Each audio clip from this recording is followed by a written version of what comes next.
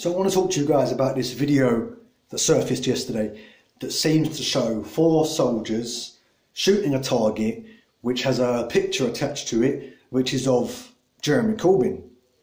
So this to me stinks of like political bias in the military. Certain members of the army are politically biased. They're not meant to be political. They're not meant to really express political opinions and views.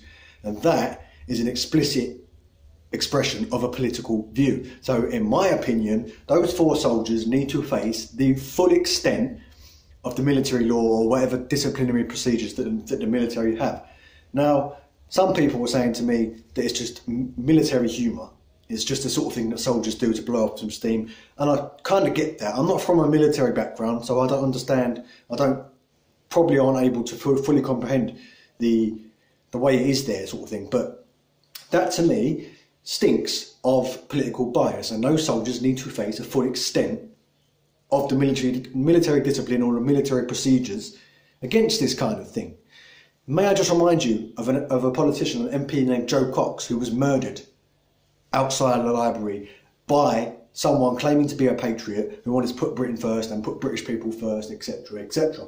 Just reminding you, a gentle reminder of that assassination that happened 3 years ago now. So what this is doing, these people are in uniform. They're in a role where they're meant to represent the British people. They're meant to be sort of defenders of the British people, representatives of the British people. And they are shooting at a picture of one of our political leaders. Now, if this was a private matter, if it was behind closed doors, someone in their own home maybe throwing, we've all heard the stories of people throwing darts at Thatcher or throwing darts at a politician on a board or whatever. Behind closed doors is a different matter. I wouldn't be saying a word, but this is a video of soldiers on duty, it would seem, shooting at a target of one of our political leaders. This is legitimising violence against our political leaders. And a lot of people are saying, oh, well, if it was a picture of Trump, if it was a picture of Theresa May or Nigel Farage, we'd all be laughing and joking about it. I wouldn't. I don't know about anyone else, but I wouldn't. I'll be saying exactly the same thing as I'm saying now, which is we are legitimising violence because these are the people that are meant to protect our country. They're meant to protect the British people, in theory anyway. In practice, it's often not really, they're not really used to protect the British people. They're used to protect rich man's interests. But the theory is they're meant to protect the British public and the British population and the British system of democracy. So to be shooting a target of one of our political leaders, the man who could very well be our next Prime Minister, absolutely, it's horrendous. It shouldn't have happened.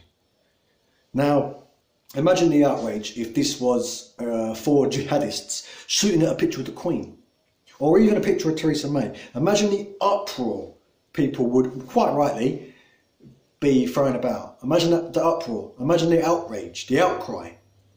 And quite rightly, there would be a massive outcry. So there should be with this one. But people seem to be, oh, because it's Corbyn, because he's just a dirty socialist, because he's just a Marxist, a Trotskyist, whatever, that it's somehow legitimate, somehow it's okay. It's not that, and ironically, these people are saying, oh, well, if it was Trump, if it was Farage, if it was May, you wouldn't be making a big deal out of it. Well, you're not making a big deal out of it. Jeremy Corbyn, like it or not, no matter what you think of him, is a political leader in this country. He's the leader of the opposition. He may well soon be a Prime Minister. We cannot have our soldiers, even in a light-hearted, blowing off steam, joking manner, shooting targets of him.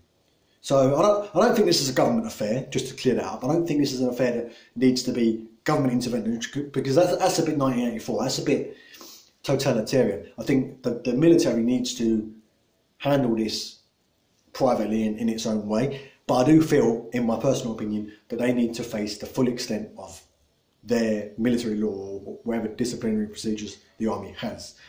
A lot of people online are saying, oh, well, it's Jeremy Corbyn, he's a traitor, etc., etc. A lot of making some disgusting comments. Actually, he should have been there rather than the target. He himself should have been in front of the firing range. What I want to say to you about that is, who has he betrayed?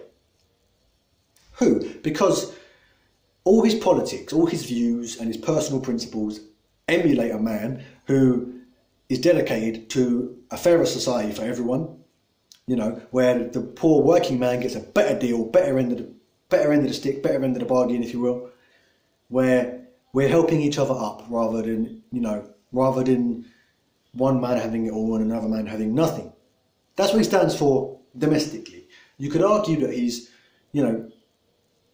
betraying our government, betraying our system, but this is where it gets sketchy, because the right, they seem to have this very, very weird flux between loving our government, loving our system, loving our country, loving our patriotism, all that.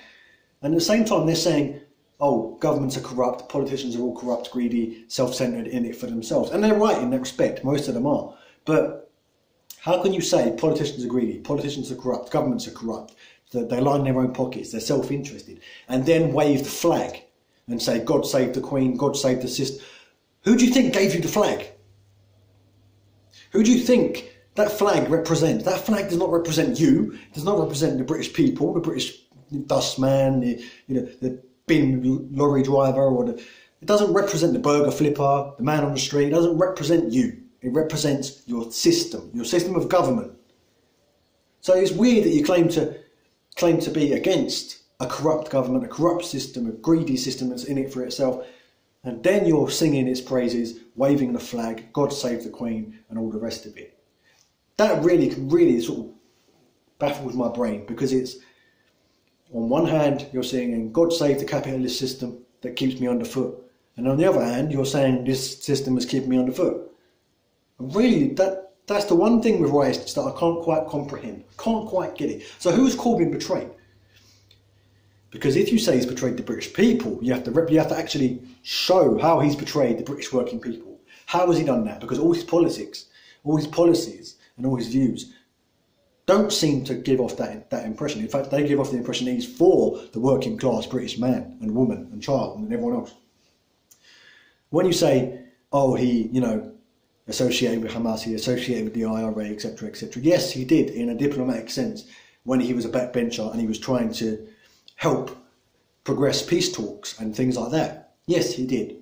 But again, he didn't turn there and say, he didn't turn against the British people by doing that. He turned against the British government, if anything, the system, the establishment.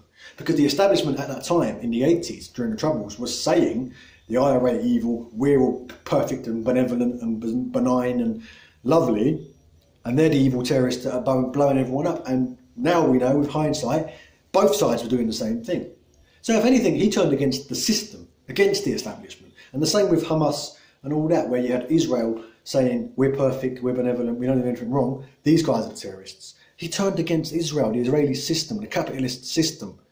Jeremy Corbyn is not a traitor. The only thing he's a traitor to is the capitalist class, the capitalist system, the establishment. Thanks for watching. I'll see you in the next one.